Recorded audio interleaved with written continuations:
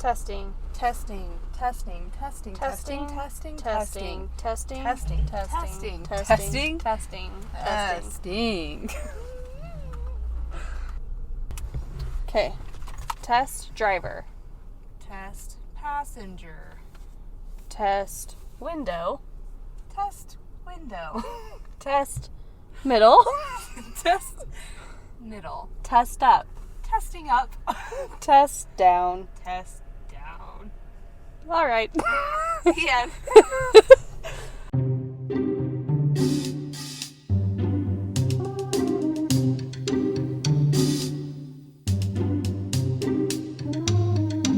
If you feel unsafe with someone that's close to you, you need to speak up and tell someone. Right. Someone. It's been recording, right?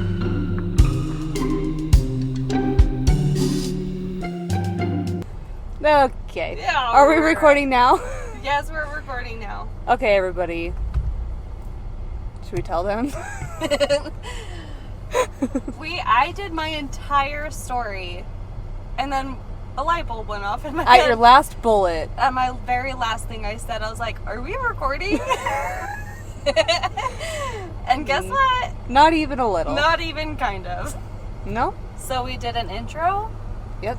and we did a story, Yes. and now we're gonna start over. Yep. We drove partway up Big Cottonwood Canyon and parked for a while. It was great content. It was great. Sad you missed it. Truly. But we're going to drive further up the canyon is what we decided. Okay. So, all y'alls are going to listen to that. So, Well, I almost feel like I don't even want to tell. Oh, we have to do some kind of intro, right? Or do we? Do people care? No, you have to say you got a promotion. okay, I have to say I got a promotion. Okay, hold on. Okay, all right. We'll retell you guys what we said before. It's kind of like when somebody walks into the room like, oh, what were you talking about? And it's like, I guess well, I'll say it again. yeah, it's like, oh, let me start over. Okay, guys, I got this job a while ago, like a month and a half ago. And then I have now been promoted. Woo! Yay! I'm gonna be the new office manager for a clinic that's close to home rather than in Cottonwood Heights. So I'm still gonna do a little bit of X-ray, but mostly just office manager, and then fill in like X-ray coverage. So I'm really excited because it comes with like some social media lines are marketing. over there. I know. I was looking at the river. I was like, ooh. Let's go into it. Where it's Okay. Sorry. What was I saying? You're gonna be an office manager. And what else about that? Oh, it comes with a raise and like some really cool perks. Like I'll get to go to like golf tournaments and rodeos and do like their social media, their marketing. Yeah, something super different and cool. Yeah. From what you've done before. Exactly, and like just more experience and things that I have only small bits of experience in. Yeah. So I think that this is going to be a really big door that's going to open for me, possibly to other careers, if not just moving up in that company. So Yeah, that's I'm super excited. Cool. Yeah. Super cool. And I love the new techs that I'm training. They're from Georgia, so they moved cross country to Utah, and it's funny because they're like, yeah, we've come here over the last like 4 years, I think they said, and they're like, we just come here to vacation sometimes, and every time we're about to leave, we're like, oh, we don't want to leave. And so then finally, when they're ready to quit this job that they've had forever, they're like, let's just move to Utah. And so they just did. It's shocking that someone's like, let's do that. Let's go there. It was really funny seeing them like take pictures of the mountains during our lunch break. I'm like, okay, guys, settle down. And we were sitting there too, and there was like cotton like flowing through the air, you know? And I was like, they're like, what is this? I'm like, oh, that's cotton. They're like, in the air? I'm like, yeah, it's from cottonwood trees. And they're like, oh, is that why this is called Cottonwood Heights? I'm like, yes. Yep. Oh, Yep. Look. Our Patreon people get to see where we're driving. We're in Big Cottonwood Canyon. Yeah. So you get to see the canyon and the views.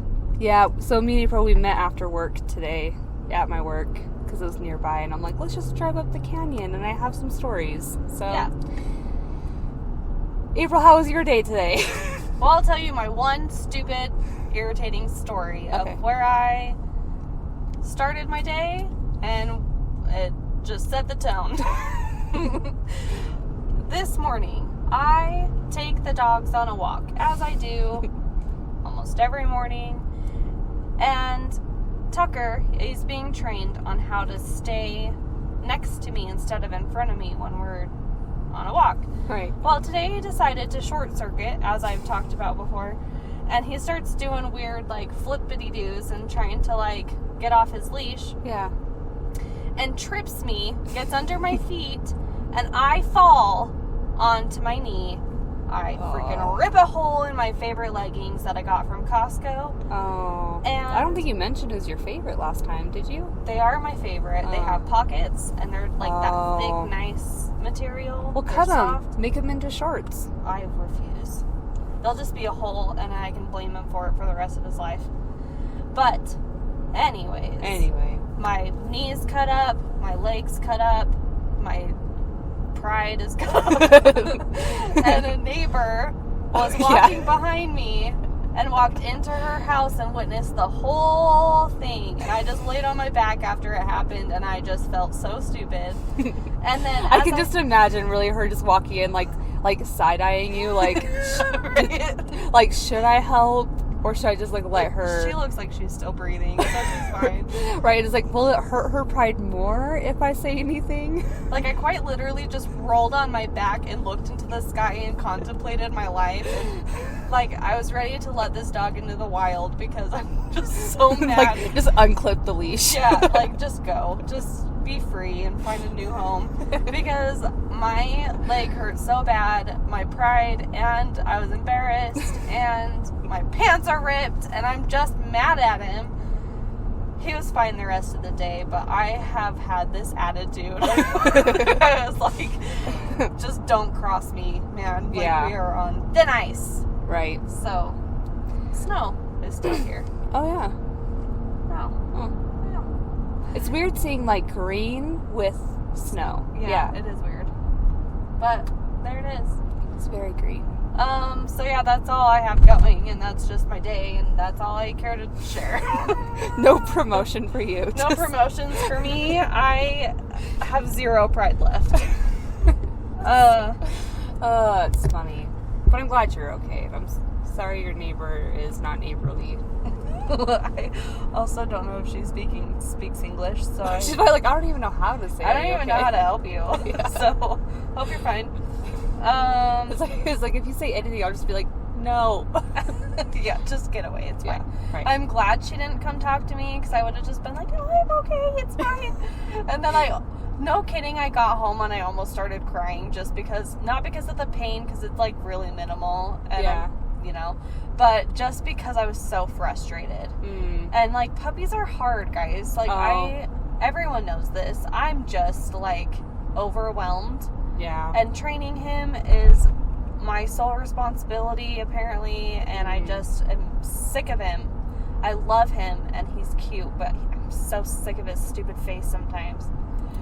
But that's where I'm at. Yeah. It seems like he's like a handful. Yes. You know? He's like a toddler. Yeah. Yeah, Yes. Exactly. Or it's like, oh, you're so cute, and I love you so much, but at the same time, I wish you weren't doing the things that you're doing. Yeah, please stop. And just give me space. That's all I need. Like, can you sleep more? Yeah.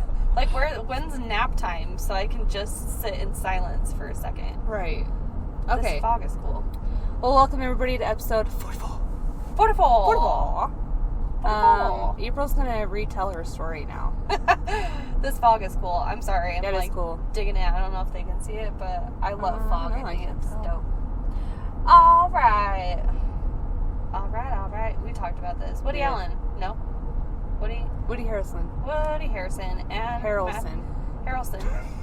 Woody Harrelson and Matthew McConaughey may be brothers. Yeah. And I believe it. It's I a believe it conspiracy, too. I believe. And did you hear that Woody Harrelson's dad was like a serial killer? Or no, What? a hitman. A hitman? Yeah, and he, like, they think that he has something to do with John F. Kennedy's death. No way. Yeah. Okay, I'm gonna have to. Deep I want I want to. Ooh, that could be Go like in a that on rabbit deck hole. at dusk thing, or like maybe like a bonus, like or like later on when we do episodes out of state. Oh, yeah. That'd be cool. You could like Okay. cover his dad. Yeah, that'd be dope. Okay. All right, Well, let me tell you my story, and I don't know. my ears are gonna pop, or they need to pop. I don't know if this is going to take any longer because Katie's already reacted, so you're going to have to re-react in the same way you did before. Okay, I'm deleting all the files in my brain.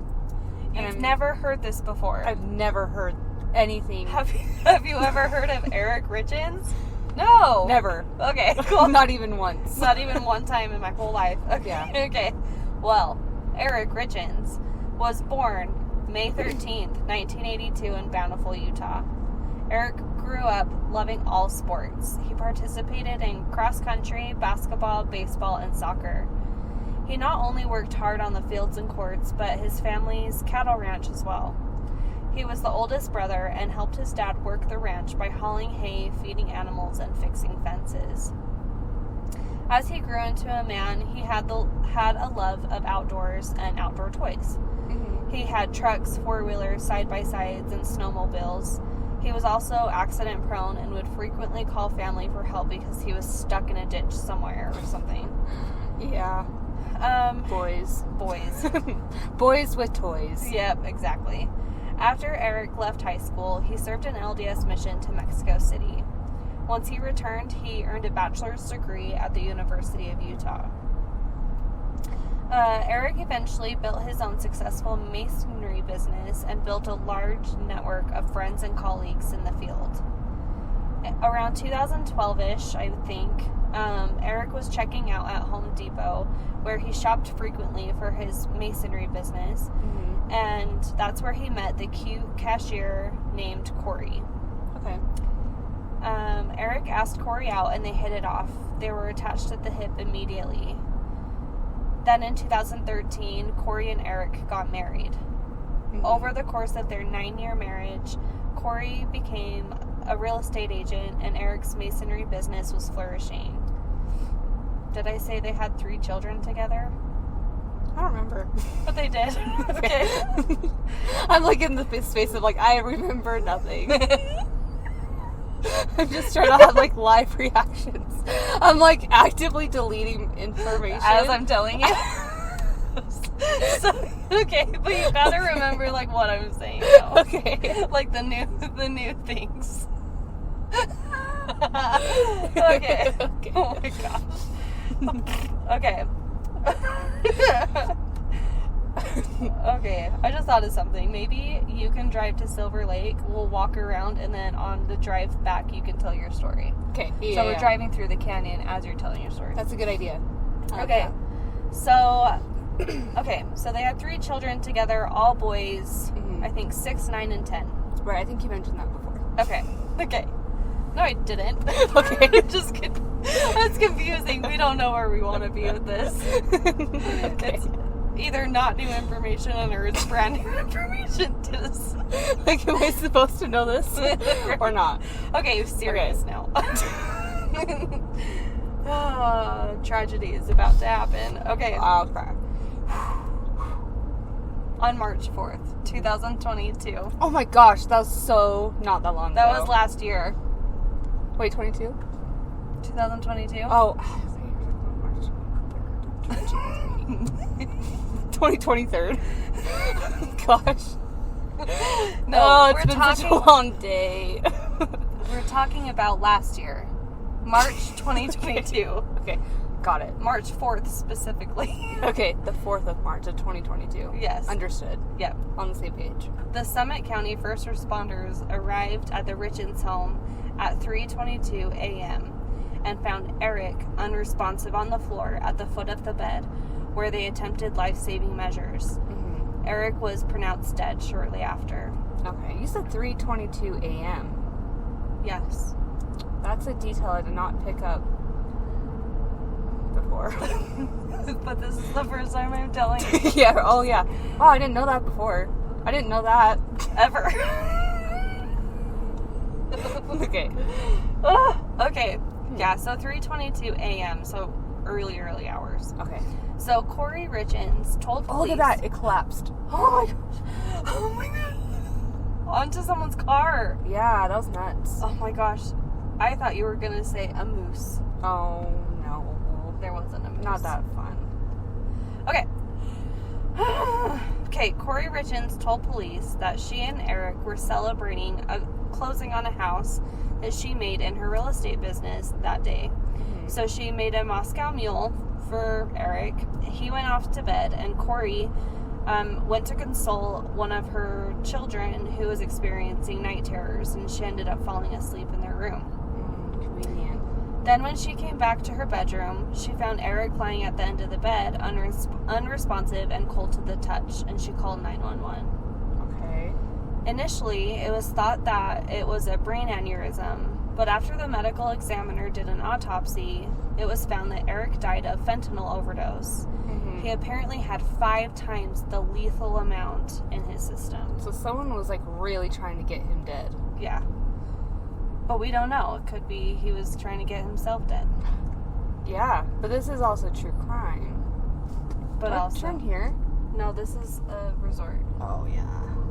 It's at Yeah, at the very end of the road is where it just has like a... Solitude. Wait, that was Solitude. Yeah. What's the other one? Brighton. Brighton. Okay.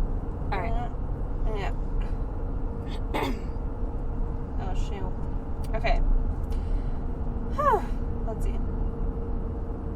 So police began their investigation into the death of Eric Richins, just trying to figure out why he had so much fentanyl in his system. And in the meantime, Corey, his wife, released a children's book on grief called Are You With Me? This book was released a year after Eric's death in March 2023. The book description says, quote, "Wherever you go, whoever you become, their love remains with you. A heartwarming and reassuring book that gently guides children through the difficult experience of losing a loved one. Written by a loving mother who personally faced this challenge. This book is designed to offer comfort and solace to young minds in a way that is both accessible and engaging. With vivid and colorful illustrations, Are You With Me follows the story of a child who lost their father, but who is reminded that his presence still exists all around them, just like an angel watching over them. Whether it's playing at the park or simply enjoying a quiet moment at home, the child is comforted by the knowledge that their father is always by their side." Mm-hmm. So that sounds like a very helpful book. Yeah, like something that, like, you would even gift to someone Who's had a loss. who's gone through, or is going through grief or whatever. Right. But then last month in April, ABC4's Good Things Utah did a segment with Corey Richins about her book, Are You With Me? And this is an interview. This is just a part where she was talking about the book. So let me play it really quick. Okay. So my husband passed away unexpectedly last year. So it's March 4th was a 1-year anniversary for us, and he was 39. It completely took us all by shock. And we have 3 little boys, 10, 9, and 6. And we my kids and I kind of wrote this book on the different emotions and grieving processes that we've experienced last year, and hoping that it can kind of help other kids deal with this and kind of find happiness some way or another.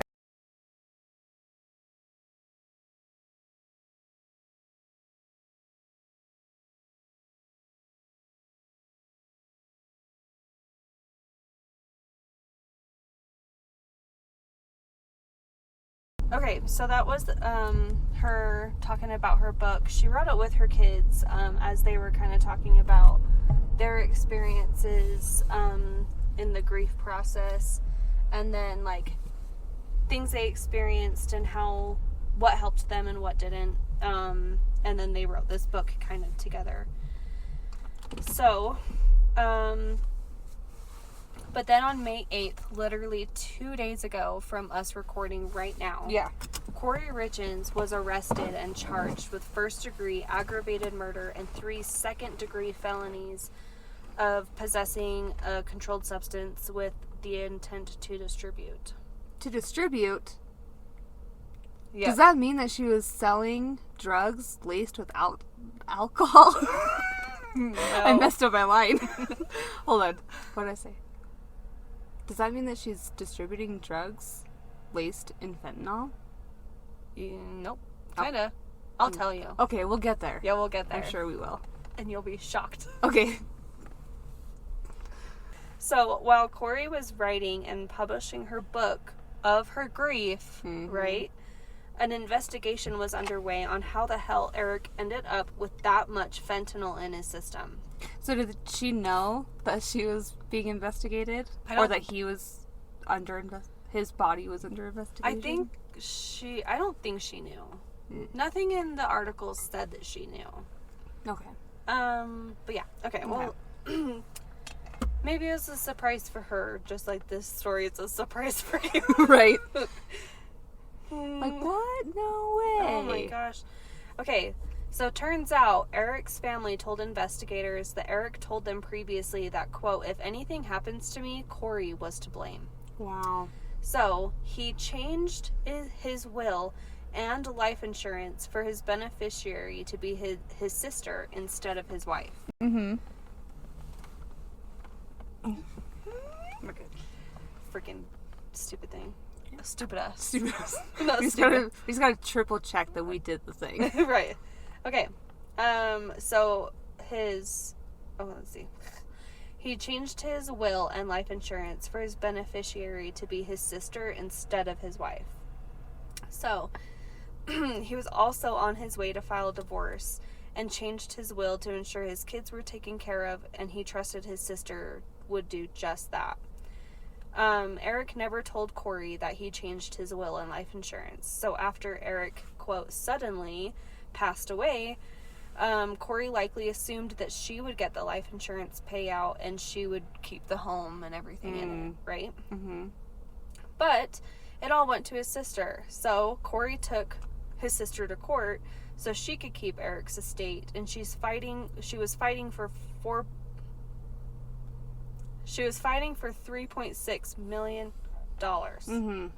That is insane. Which is fishy. Like, obviously that's fishy. Well, yeah, because it's like a grieving wife really wouldn't be fighting for that kind of money. Wouldn't be like, I need all of his money. Right. Right? Right. Like, I'm just thinking, like, if it were me, even if I knew that there was money, potential money, I feel like that wouldn't be as important to me. You know? Right? Like, your husband passes away, your focus is going to be on you and the kids. Yeah. It's not going to be on, I should have all his money. Or I should have his estate. Right. Although, because it's hard because, like, what if something crazy were to happen where, like, hypothetical, if she didn't kill him. Yeah. And, like, this happened, like, where he, mysteriously dies, truly. She's like, oh my gosh. And then all of a sudden finds out that her sister-in-law has the house. You know what I mean? Like, that would really suck. That would suck. And then you're, like, out of your house, and then, like, the money, their estate, or whatever, like, that's supposed to help you and the kids for the future. I could see her being like, well, what the hell? I'm his wife. Right. How am I supposed to support these kids as a single mom? Right, especially where, like, but what's tricky, though, is that they were, like, about to be divorced or about to split up, at least from his perspective. Yeah. So, like, I guess her argument could be that, like, well, he only did that because he wasn't in love with me anymore. It wasn't that he had a suspicion of anything, you know? Yeah. And so then it's like, I wonder if she's going to try to put the argument out there of, like, I didn't kill him, someone else did. Yeah. And it's a conspiracy against me or something. Yeah, that's a hard one. I don't know. But anyway, But just thinking. She's still suspicious. Yeah. Okay. But this just kind of doubles down on why it's fishy, though, because investigators were also told that in January, just 2 months before Eric's passing, Corey logged into Eric's life insurance policy he had with his business partner and changed the beneficiary from them to each other to Corey as the only beneficiary. So dumb. Which it's like, of course, at least the business partner would find that out. Like, yeah, like she really thought that she would was be going a to get away red with flag. it. Yeah. Because he wouldn't do that without talking to his business partner. No. If I die in 2 months, Yeah. like, everything's going to Corey, so screw you, business partner. Like, she made herself look more suspicious that way. Yeah. But luckily, before this happened, the insurance company notified Eric and his business partner, and they were able to change everything back. Okay. I don't know why I do that every time I'm, like, starting to read again, as I just... Okay. It's like, take one. Right? We should get one of those. Just... Yeah. yeah. Try again. On top of that, in their investigation, oh shit. Oh yeah, okay. Investigators obtained a search warrant for Corey's devices, and they discovered texts between Corey and an acquaintance that she was buying drugs from. Mm-hmm. When the police interviewed this acquaintance last week on May 2nd, they said Corey bought hydrocodone. Sorry.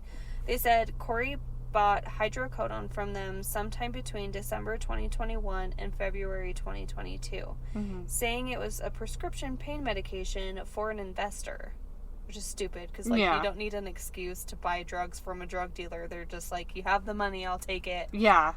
And also, too, like, think about your excuse. An investor needing pain meds from some street drug dealer. Yeah. They have doctors. They have doctors, and they could probably quickly get pain meds. Yeah. Just say your hip hurts. Right. Boom. But Corey told the acquaintance to leave the pills at a house she was flipping in Midway, Utah. The acquaintance left the pills at the house, and Corey left cash for them. It's somebody skiing. I've never seen that in the wild. Huh? Yeah, somebody's coming down that. Do you see it? See him right over there? No. Oh. There's a whole lot of over there. Okay, so, like, here's 12 o'clock, 1 o'clock, 2 o'clock, 3 o'clock. 4. 5 o'clock, 6 o'clock. I guess that's not 2. That's 2 o'clock. They're 2:15. They're going down? Yeah. Okay, they're covered by trees. It's too late now. You missed like it. That whole slope? Yeah, right there. Over? Oh. Yeah, right over there. There's the lifts. Yeah, I see the lift. I saw an actual skier. Oh my gosh. Okay. Spot another one in the wild if you see it, and then try to tell me the time. Okay. Okay.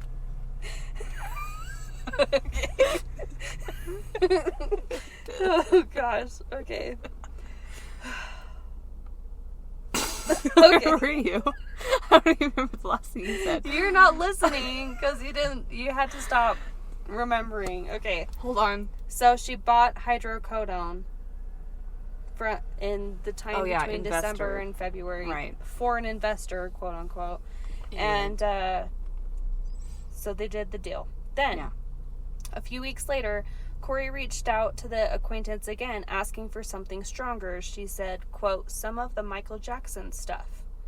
That's so crazy. I know. So she, like, literally knows nothing about drugs. And she's like, I just need something strong. Like, whatever happened to Michael Jackson, that's what the kinds of drugs I need. Yeah, which is like, of course, that means you're trying to... kill someone. Yeah. So she purchased $15 to $30 worth of fentanyl from a dealer. Oh, sorry. She purchased 15 to 30 fentanyl pills worth about $900 on February 11th. So the acquaintance got fentanyl from a dealer in Ogden, Utah, and Corey met the acquaintance at their house in Summit County to get the pills. Okay. Then 3 days later, on Valentine's Day of 2022, a couple weeks before Eric's death, Eric and Corey had dinner at their home, and as he was eating his sandwich, he became ill and broke out in hives. Nothing happened other than him getting sick, but Eric did tell his friend that he thought Corey was trying to poison him. So, 2-3 weeks before he died, he thought she was You know trying what's to interesting is that, okay, that was Valentine's Day kill him. that she attempted. So, didn't she say, like, in that interview that he died right around their anniversary? No, she did the interview on the anniversary of his death. Oh, that's what she was saying. Yeah. Okay, Yeah. go on. Okay. On February 26th, so just a week or two later, Corey bought another $900 worth of fentanyl and told the acquaintance to leave the pills at the outdoor fire pit at the Midway House where Cash was waiting for them. And literally a few days later is when Eric died. Yeah, so, I mean, obviously you can put two and two together and realize where his fentanyl overdose came from.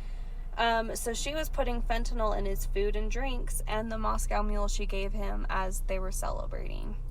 And that's what did him over. And what I was saying before is that, like, while he was eating his sandwich, I'm sure he was able to kind of slow down, because you don't eat a sandwich in one bite. You take bites through it, and if that's where she put it, then he can kind of say, oh, I feel weird, and put it down. So he may not have gotten enough to, like, actually, I mean, obviously he didn't get enough to kill him, but then a Moscow Mule, depending on, like, how strong she makes them or whatever, he just throws them back and doesn't realize how much he's intaking, and then he starts to feel weird. I bet you anything he knew exactly what was happening before he died. Yeah, I bet so. I bet he did. I bet he knew something was off. I bet so. That's so scary. I know. Like, could you imagine, like, looking at your wife and being like, what did you do? And then her looking back at you like, nothing? Yeah. Like Yzma in Emperor's New Groove, where she's like, Kronk, smash him with a hammer. And she's like, with the broccoli. Yeah. Totally the Yzma Totally situation. Yzma. She probably has those freaky eyelashes, too. Yeah. Let's see. Oh, yeah, okay. So Eric's sister told investigators that when they went on a couples trip with Eric and Corey to Greece a few years before this, Eric became ill after Corey gave him a drink and believed Corey was trying to poison him then, too. So she's been trying and testing stuff since a few years back. Yeah. And they're on vacation, and I'm thinking, okay, they're in Greece, so if he suddenly died, then it's less likely they do an autopsy. It's less likely they do, you know, they'd be like, oh, he must have been allergic to something or whatever. Right. And it wouldn't be as suspicious. I wonder, too, if, like, part of her plan was to be like, oh, we're in Greece, just leave his body there. Yeah. You know? Or cremate him, and we'll take him home. Right. That's probably her master plan. That's what she was probably hoping would happen. Right. But she was unsuccessful. So during an interview with investigators, Corey told them she left her phone in the room plugged in when she went to console her child in bed. But turns out they were able to see the data on Corey's phone that during the time, so between the time Eric drank his Moscow Mule and the time police arrived and he was unresponsive, that the phone was active and in use while in the child's bedroom. Apparently, Corey had sent and received texts during that time that she had since deleted. So... She's so stupid. Like, yeah, she's so dumb. Like, she probably thought she was being so smart and covering her tracks, but yet, like, I don't think she knows how technology works. Yeah, like, there's always a trace. Right. Always. Well, and science. Like, they're gonna do an autopsy and see what's in his system. And then, of course, you left all these tracks of that you bought fentanyl. And a lot of it. So... And also, why lie about your phone being plugged in the other room? It's like... Then they're gonna check it. They're gonna check. Yeah. Yeah. And they did. And they found a whole lot of information when they did. Yeah. She did not listen to any true crime podcasts. It's clear. I mean, we're not here to, like, help people no do bad things and in a good way, but, like... Just know that you'll never get away with it. You're not going to get away with Ever. it. It will come back to bite you in the ass in some way because we have technology, we have science, and it all comes together. Right. Eventually. Yep. So, Corey has literally just been arrested for this 2 days ago. right? Right. So we don't have all the tied up in a bow information yet, which we will update once that happens. Mm-hmm. We'll keep an eye on the case and we'll let you know, as we have with, like, you know, Dylan rounds and stuff like that. But I'm guessing they're going to end up doing a plea deal, so there won't be a jury trial. I think it'll be a plea deal. She'll get sentenced.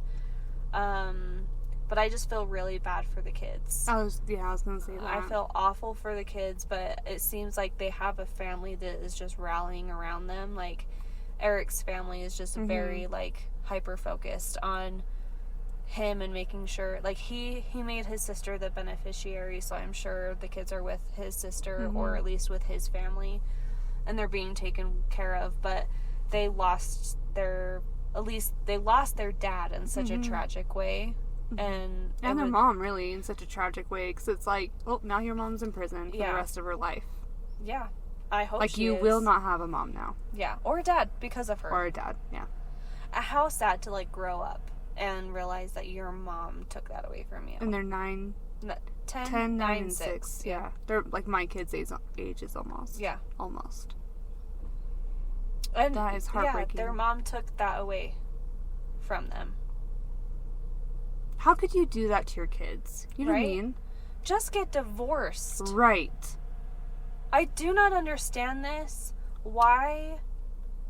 I don't understand why people choose this route instead of just getting divorced. Right. I know it's the life insurance money, but, like, you're gonna get caught and the life insurance money doesn't matter because you won't get it. Mm-hmm.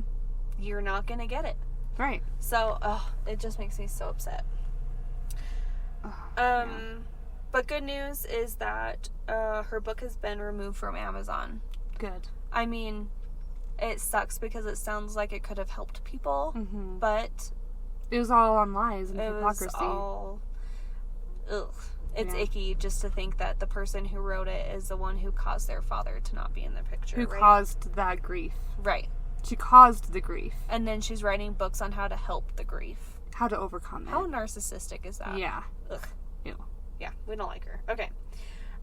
So I know that this story is still incomplete, but I feel like the fentanyl aspect of this is very important to and what's topical going on. Too. Yeah. It's going on, like, in the country right now is, like, an insane amount of overdoses on fentanyl, accidental because everything seems to be laced with it, and those purchasing recreational drugs illegally or whatever are being killed because they're reacting to fentanyl, or they're getting fentanyl in their system and don't know that. Yeah. That's so scary. So I wanted to kind of mention that the CDC, according to the CDC, fentanyl and other synthetic opiates are the most common drug involved in overdose deaths. Even in small doses, it can be deadly. So just in case you're in a situation, which I hope you never are. Right. But in case you're in a situation where you or someone else you're with may be experiencing an overdose, these are the signs.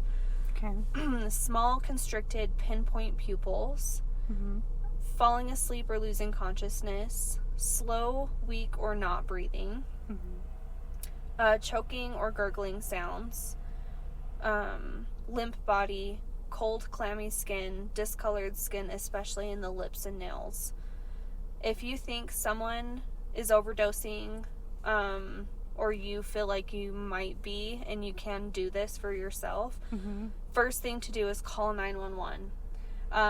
From what I read on CDC is if you are calling for yourself of an overdose or for someone else, even if you are involved in what's going on or you have something on you, in most states, I think they said in all 50 states, there are things to protect you if you're in that situation. I think you mentioned it was like a Good Samaritan thing. I think so. So don't worry about getting in trouble. Someone's dying. Take care of them. Right. But call 911 immediately. If you have it, administer naloxone or Narcan. Try to keep the person awake and breathing. lay the person on their side to prevent choking, and stay with the person until emergency officials arrive. It will, if you leave, that will do worse things for you legally than... Yeah, because it'd be like you're escaping You're the abandoning an emergency. Yeah. But it's best just not to do drugs. Yeah, just don't do drugs. Just don't do them, and then you don't have to worry about it. But if you feel like you're being poisoned by your spouse or someone else, call 911 or go to your local police department. But Eric was making all the right moves. He was taking the right steps to leave his wife. He was making sure his kids were taken care of if something happened. But he was on his way out. Yeah. Like, he was... And like you said, he told his family about his worries. He spoke up and said, hey, something's up. Without that piece of information of him telling his family that, they may not have looked into her. Yeah, it's true. possible they didn't. Like, wouldn't have. So really, if you're thinking something is suspicious on any level, speak up. Yeah. Any kind of suspicion you have about somebody or some situation, say something to someone. Or don't. If you feel like someone's poisoning you, do your best not to accept food or drink from them. Yeah. You can dump it out in the snake plant next to you. Like, yeah, Yzma. Yeah. Or like Kronk when he's like, going down. Yeah. Yeah. You know what I've noticed, and Amanda's noticed? I think we reference a Disney movie in almost every episode. Do we really? And it's like a different one every time, too. Lion King was one, and then we did Beauty and the Beast in the last one. Like, we've made a lot of references. Like, we are children. We have Disney Plus subscriptions, okay? Yeah. We also have children who Right. are young, so we don't know cool things other than Disney movies. Okay. Fact. But yeah, I mean... Do your best. Oh, there's also my last... Do your best. do your best to not get murdered. The end. But I did have a thing. If you or someone you know is experiencing... Sorry. It's like a fake it till you make it. Stay alive if you can. Do your best not to die. That's all. Yeah. But if you or someone you know is experiencing domestic violence... Sorry. Okay. The National Domestic Violence Hotline... Go ahead.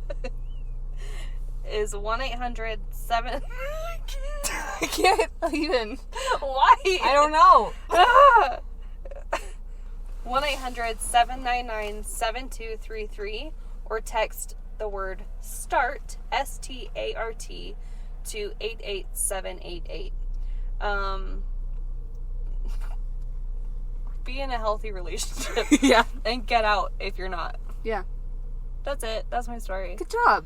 We'll update you once there is an update. That was a good story. Crazy. Really good. Yeah. And Probably, so, like, that tea is so hot still. It's like... You know what we didn't say? This is probably bad timing, so maybe I should put it in the Mother's beginning. Day? Happy Mother's Day. Oh, yeah, Happy Mother's Day. Just kidding. I'll be in the driver's seat. Okay. Okay. Okay.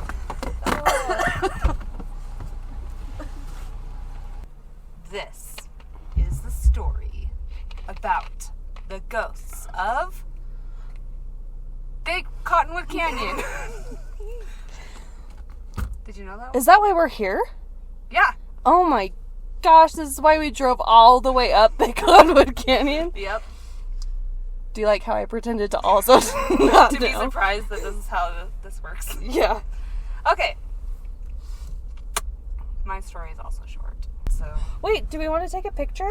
Oh, yeah. This is illegal. Going reverse through the roundabout. Let's just take a picture with that. Okay. Let's just park here and we'll do a quick picture. Okay. Okay. We'll use your phones. I feel like it takes better pictures. I don't know. Like iPhones just do though. We have an iPhone.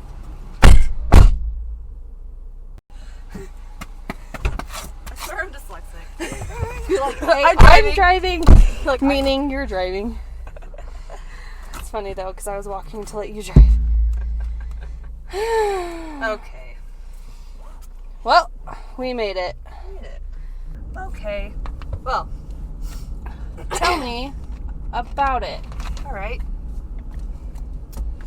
So, Big Cottonwood Canyon is one of Utah's most impressive canyons, where it hosts a lot of Utah's major outdoor activities like hiking, biking, climbing, and it's home to two of the most iconic ski resorts in Utah, Solitude and Brighton. And it's only a 15 to 20 minute drive to get to like the mouth of the canyon from downtown Salt Lake. So it's really good for tourism. So convenient, and it's so beautiful. Yeah. Like, just, you literally have a 10-minute drive and you're like, oh my gosh. Right. Like, those tourists that were literally 10 minutes into the canyon stopped to take pictures. And they just like stood there and like walked in a circle, like just looking around them, like, holy crap. So if you ever visit Utah and like you're not from here and you've ever just wanted to visit, Big Cottonwood Canyon is like, if you don't have a lot of time or don't know what to do, you can literally just drive through the canyon all the way up until it gets to a little town, and then you loop back around and go down, and it's gorgeous. Or in the summertime, they open up the backside road that will take you all the way to Midway. Oh, yeah. In Park City. So it's just, you could just drive and see so many things. It's so pretty. It's my favorite.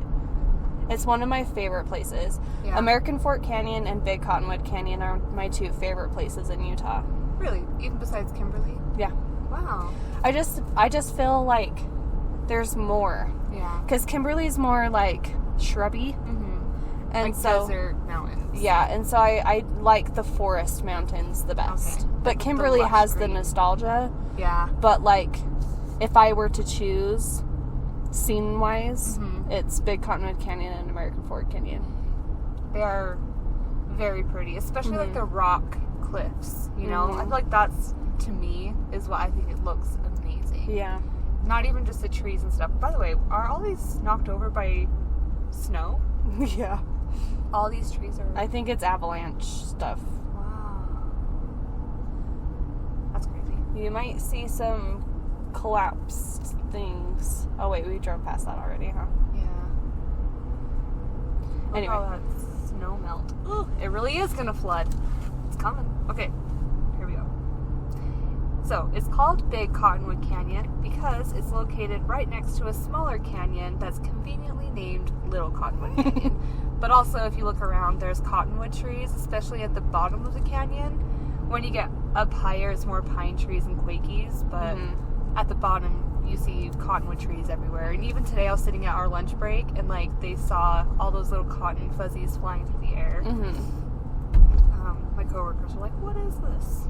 It was pretty funny. Anyway, in the canyon, there's a large mining system known as the Big Cottonwood Mining District, and includes over 90 mines, which most of them are sealed off.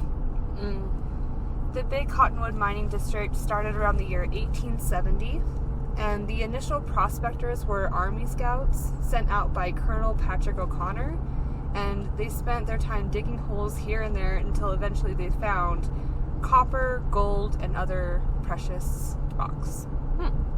Mining in the canyon continued for almost 100 years after that, and until people began making their trek up the mountain for skiing resorts. Oh, okay. Instead of mining. So it's like, back in the day, people came up this canyon for mining reasons. Yeah. But nowadays, the reputation is more for skiing and hiking, that kind of stuff. Right. So the mines and the holes that were dug and abandoned were eventually, most of them were eventually sealed. Like I said. I couldn't really find any solid proof of casualties in the mines, except for, I of course ran into all the warning labels that come from accidents. Accidents and just like being around mines. Yeah. You know? Yeah. So here's the top 3 reasons why abandoned mines are dangerous and you should never go exploring in them. Number 1, breathing in toxins from the mine. Number 2, they're sometimes inside the mines there are still abandoned and unstable sticks of dynamite. Oh shit. Which you can like blow yourself up, so don't do that. And also mine collapses. It's shocking that they would leave those things. Right. And I mean, yeah, it just seems strange that wouldn't be like a requirement of closing a mine is to remove all explosives. Unless it's too dangerous to remove them if they're too that's old. true. That's true, yeah. Because whoever's going to retrieve them could potentially... There's gotta be a way. Like robots. Send a robot in there. Yeah. Yeah. Or just... I don't know. Anyway, okay. So, let me tell you about what makes the canyon have a creepy vibe to it. Okay. Or a creepy reputation. So even if you don't come here, these are just the things that people say about the canyon before you get into like the ghosts and stuff. See, I've never camped here. I've only like hiked and had a day trip. Yeah. I've never camped here, so I've never felt an eerie feeling. I've never been here at night where it's dark enough for there to be something. I haven't either. Yeah. We're not campers who get campsites. Right. We go out to where You rough it. kind of. Yeah. We don't want to pay for camping. But I guess we have recently. We have more recently. than we did growing up. But Right. But if we could choose, we're first looking at the... going out to where there's a campsite shape, but you're not like yeah. paying a registration fee Right. to stay there. Yeah. And there's no toilets. Yeah, we like to poop on logs. I don't think you're supposed to poop on the log.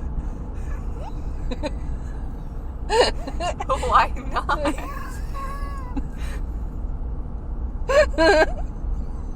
Okay, wait, hold on. You're supposed to dig a hole, poop in the hole, and then bury it. I found an easier way. But how do you poop on the log? It's just Listen. gonna squish all over when you're sitting down. No, you put your butthole past the log, but your legs are on the log. You know what I'm saying? Yeah, I know what you're saying, but you're supposed to dig a hole and bury your poop. Why would you bury it? I don't know what's the rules. Probably for like animals not to come smelling it, but it's like... But you don't poop on the log. You are on the log and you poop over the log. Yeah. Although I don't know how much poop really gets on the log, so I'm just gonna say that it does. Okay. Okay. like if I used it for pooping, I wouldn't tell someone to go like walking on it because they might get some poop on their shoes. Okay. Anyway, so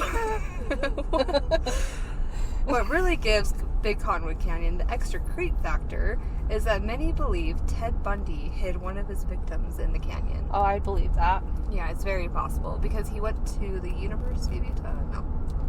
Yes. Where did he go? He did. I think so. And then, which is only 20 minutes away. Yeah. Yeah. So it's very likely. Yeah, he went to University of Utah, and his victims were in the Salt Lake area, so where Big Cottonwood Canyon is like 10 minutes away, obviously. Right. And it's huge. Yeah. Like there are so many trails to go off of, so many things. Yeah.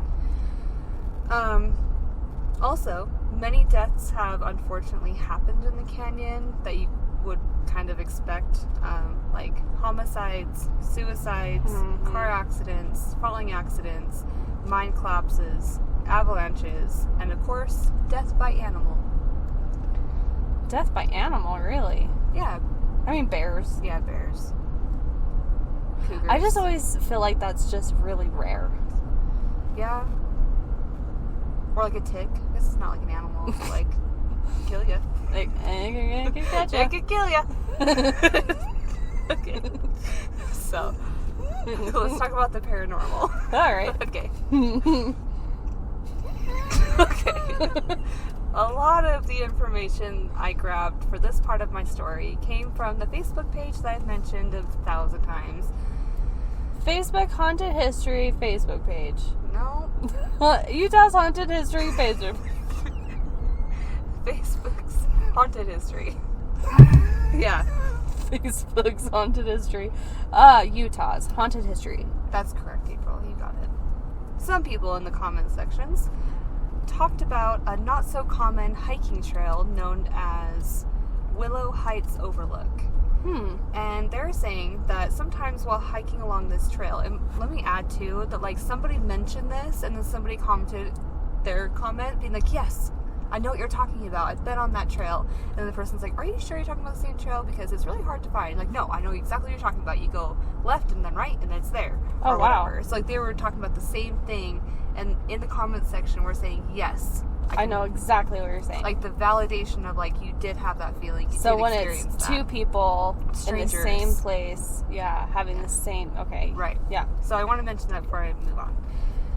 So they were saying that sometimes while hiking along this trail, some people experience the feeling of being watched, and at times the environment seems very heavy.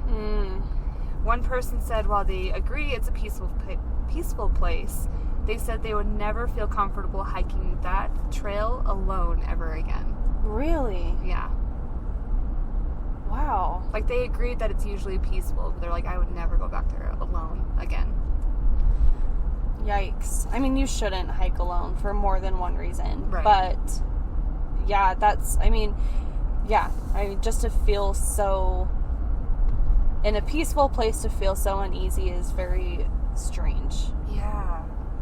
Do you think it could be I was just thinking about, like, if you think about the debunking mind, you know, do you think that, like, maybe we have instincts as humans that, like, we know when there's something not watching us, like, maybe they were being, like, stalked by a cougar, or by a person, or I think so. But that was my first thought, is like, okay, if I were to debunk this right away, I would say it was just an animal, you know? Like, they were being stalked, and the hair on the back of their neck went up, you know, and they're like, there's something here.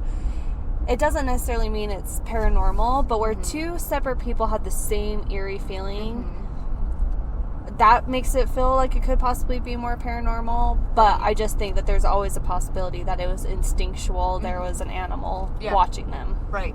Hunting them. Yeah, hunting them. Yeah. Exactly. Death by animal. Yeah. That was one of the things. Yeah, exactly. Okay. Or maybe it was a tick. Yeah, it was a tick on the back of their neck. Right. In that same Facebook page, there was a commenter named Tana R., and she said that she used to live in a cabin up near Silver Fort Lodge, which I don't know exactly where that is, but that was the is that little, where we were? Like that was a little lodge restaurant, like right after the Solitude. Yeah, I know what you're talking about. Yeah. I saw that one. Okay. Yeah. So there. She lived really close in a cabin. And she said that their cabin was haunted by the spirit of a little girl who they truly believed drowned in the river nearby. They said that there were lots of instances where they felt like their clothes were being tugged on. And at nighttime, in the middle of the night, sometimes they would hear a little girl crying in one of the bedroom closets. Ooh. Yeah. That's eerie. In the canyon, a common experience is people feeling like they're being watched, like I said. People have said that they've heard unexplainable noises, like voices, screams, and even drums playing. Drums! Oh my gosh, that would be so scary. Yeah. Drums do something to me, and I've talked about it before. Right. Like, it can make something so intense, you know, like when you're listening to like music or whatever. Right. Drums just add something, but disembodied drums? Right. What a scary, like... And imagine, like, I just imagine, you know, when you're like in your tent, everybody's trying to fall asleep, the whole camp is quiet, and you hear like the crickets in the water or whatever, and all of a sudden you hear... Oh my gosh. That would be scary, huh? That would... I don't know what I would do. I would assume that we were at war. Yeah. And they're... Like, I'm sorry, I'll leave. Doing a death march. I can't park here. Yeah, you're not supposed to camp here, because... Yeah. That is so scary. Yeah, that would be scary. I don't know how I ever come back. This is one of my favorite places, and if I heard that, I would never come back. I don't know if I would either, to be truly honest. Like, if I had an experience that I could not explain in this canyon, I would not be back after dark. No. You know? Oh, scary. So while driving, some people have experienced... Oh, I forgot to mention this. One of the things that makes this canyon extremely creepy, back in the beginning, is that this road is considered the most haunted road in Utah. Is it really? Yep. As we're driving. Good thing it's not nighttime. But while driving, some people have experienced seeing a male hitchhiker walking along the side of the road towards the mouth of the canyon. And as you see this person, usually they just vanish. And it's like, oh, that wasn't actually a person. Whoa. There's an experience I read on onlyinyourstate.com where they said that they saw this hitchhiker and, this man walking. And so they pulled over to, ask if he needed a ride. Mm-hmm. But they said that when they pulled over, that's when he vanished. Wow. Yeah. And I'm like, that really means that you saw something. That's so up close and personal, and like, you saw them, you intentionally interacted with them, and then they disappeared. Right. That's scary. And in addition to that story is that their windows were probably down because they said that when they pulled over to, look at the guy to be like, hey, come on in or whatever. Yeah. They looked over and they didn't see him, but they could still hear him walking. What the shit? And they said that they heard, metal clinking as if, a backpack with zippers that were, clinking against the backpack. Wow. Yeah. There's another ghostly hitchhiker who's seen further up the canyon. He's seen walking with his dog. People said that people have said that they've stopped to let him and his dog in, and they've gotten into the back seat, but as they start driving, they look in the rear view, and they've vanished. Wow. Some people said that they've seen a distressed woman whose clothes appeared to be dripping wet on the side of the road, and it says that she vanishes as soon as you pull over. So just like the other guy. Wow. Those who watch them. Make sure they stayed there. Yeah, don't vanish. Yeah. In front of our eyes. Right. I'm gonna look at every single person now and just wait for them to not be there anymore. Yeah. Those who believe in water babies, they believe that they are most definitely in the waters of Big Cottonwood Canyon. People who have camped in the canyon near a river have said that they've gotten really freaked out at night because when the whole camp is settled, just like we were talking, and it's really quiet, people have said that they've heard voices coming towards them from the water. And that's the story about the ghosts of Big Cottonwood Canyon. Oh my gosh. I love it. And that was like a 10-minute story. Who cares?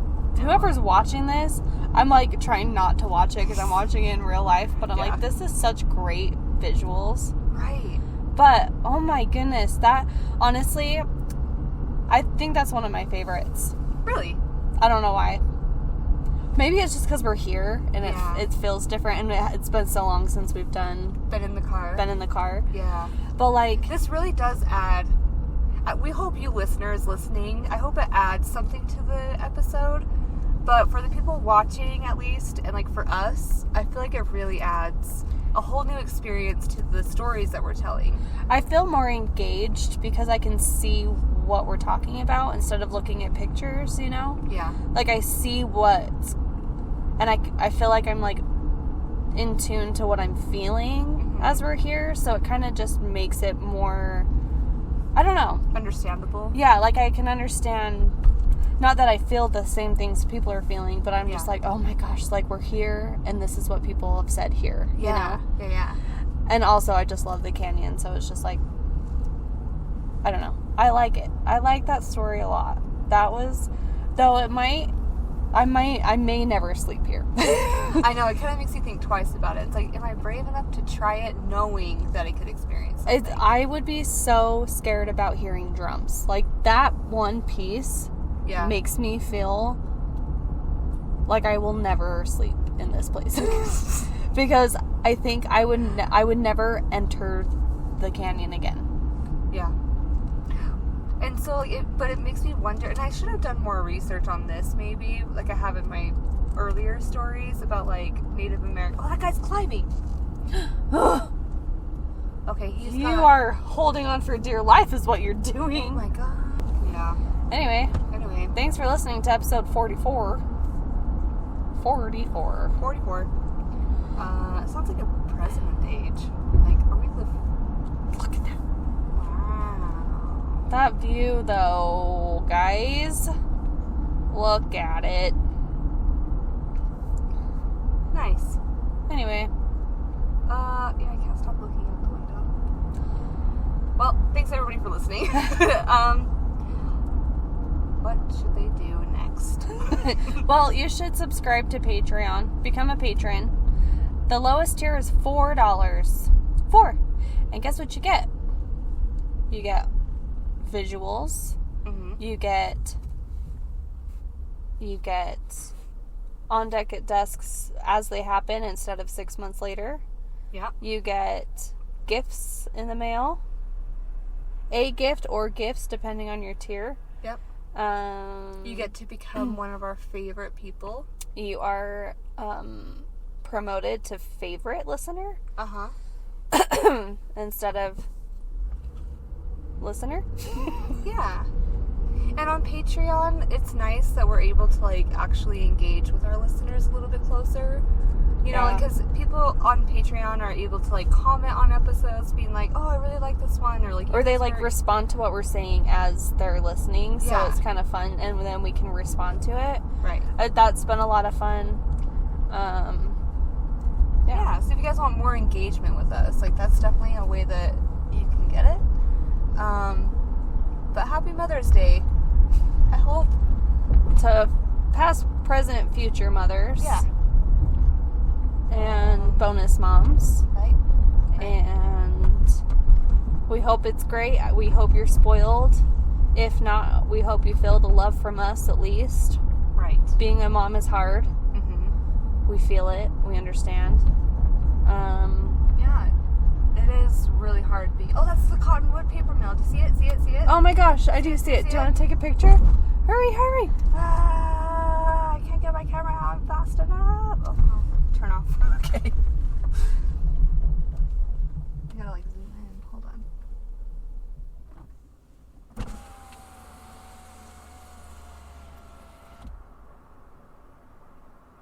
Wow. There it is. There it is. Wow, that's much bigger than I expected. For some reason, I expected it to be a little more smaller scale. I think it's because, like, the parking lot is on the second floor. Do you see that? And there's, like, a basement. Oh. I don't know if you can tell from Yeah. there, but... Yeah. So I think the pictures that we were looking at made it look like it was just, like, a 2-story building. Yeah, it when did. It's really, like, 3 stories. Wow, that's cool. Yeah. Her. Oh, yeah. Social media, did we talk about that? Follow us on Instagram. That's where we're most active. Mm-hmm. You can find us on YouTube and TikTok and Facebook. We're just mostly on Instagram and Patreon. So find us at Haunt and Cold Podcast. Look at our website at hauntandcold.com for merch and our info and episode citations. And if you want to submit a story of your own, paranormal or true crime, if you admit to a crime, we'll turn you in. But if you want to tell us about one that you know about, or have special inside knowledge of, we'd love to hear it. Yeah. Just send us a message on our website. Yeah. Okay. Well, Yeah. that's it. Signing off. Goodbye. Okay, bye. Signing off. Freaking idiot. Why would I say that? I don't know. But why do we say most of the big things that